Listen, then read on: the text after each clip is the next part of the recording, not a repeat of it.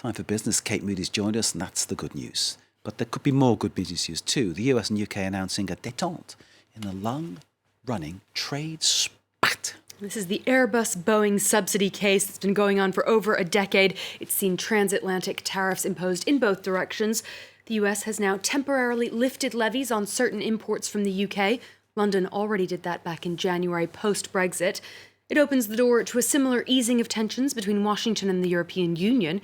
Tariffs do remain in place on billions of euros worth of goods, but French President Emmanuel Macron, among others, has said he's ready to negotiate a deal.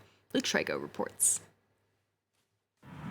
A 4-month suspension to trade tariffs between the United States and the United Kingdom in an effort to de-escalate a 16-year ongoing spat over unfair state subsidies to aircraft giants Airbus and Boeing.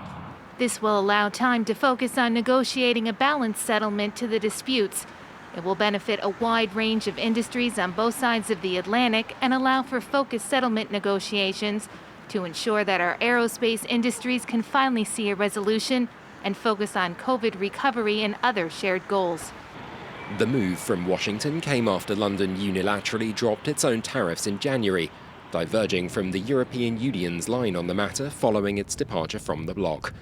Donald Trump imposed levies on 6.2 billion euros of European goods in 2019 as the EU retaliated, sparking fears of a trade war and fierce criticism from the sector's hit, particularly including Scotch whisky and other US-bound exports.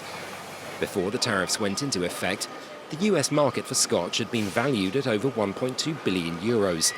By the end of 2020, it had fallen by nearly a third. While both Airbus and Boeing welcomed the development and what each referred to as a move necessary to create a level playing field, there'll need to be further progress in the months ahead, with Washington reserving the right to reimpose tariffs at any point.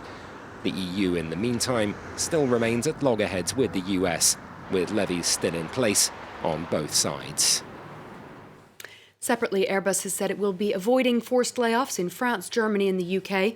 In the midst of the pandemic last year, the European aviation giant said it was planning to cut 15,000 jobs worldwide. The Federal Reserve Chairman Jerome Powell says he will keep easy lending policies and record low interest rates until the American labor market and inflation recover from the pandemic.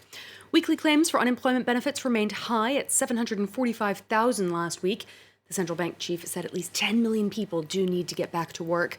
Powell said that steps towards reopening the economy could lead to a temporary jump in inflation, but he suggested that a recovery, while fragile, is underway. There's still a lot of pain out there, and more than 500,000 people have lost their lives to the pandemic. But compared to the economic scenarios that we were contemplating a year ago, this is, it's good to be where we are, and particularly with the vaccines now.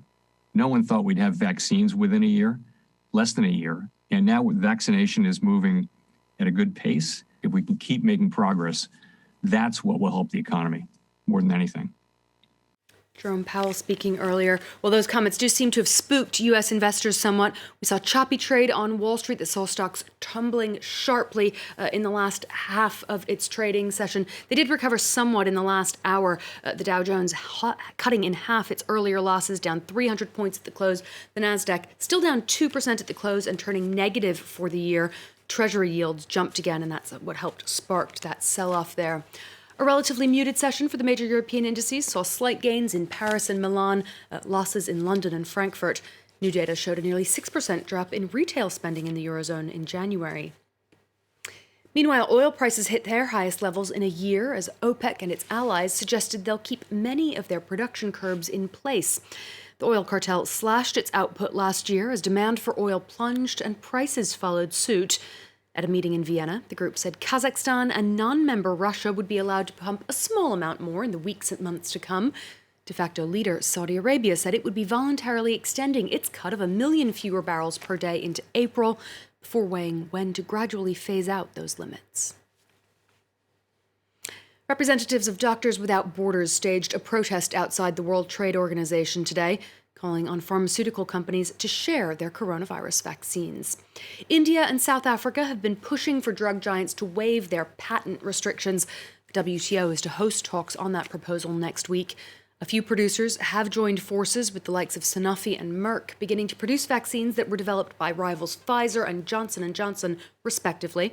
But activists say the WTO should open the way for intellectual property protections to be waived in this case, accusing the pharma industry of focusing on profits rather than saving lives.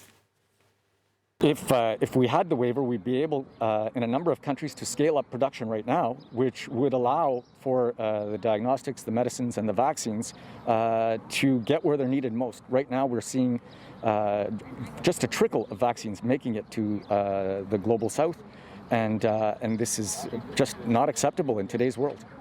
Certainly a call that's gathering a little bit of momentum as the world waits and waits for more vaccines to come out. Indeed, vaccines are needed, but it's big business, isn't it? And that's the sort of the trade-off all the time, isn't it? But I think in this case, someone has to act and say, look, public interest, make it available. Kate, thank you very much indeed. Kate Moody with all the business, as ever.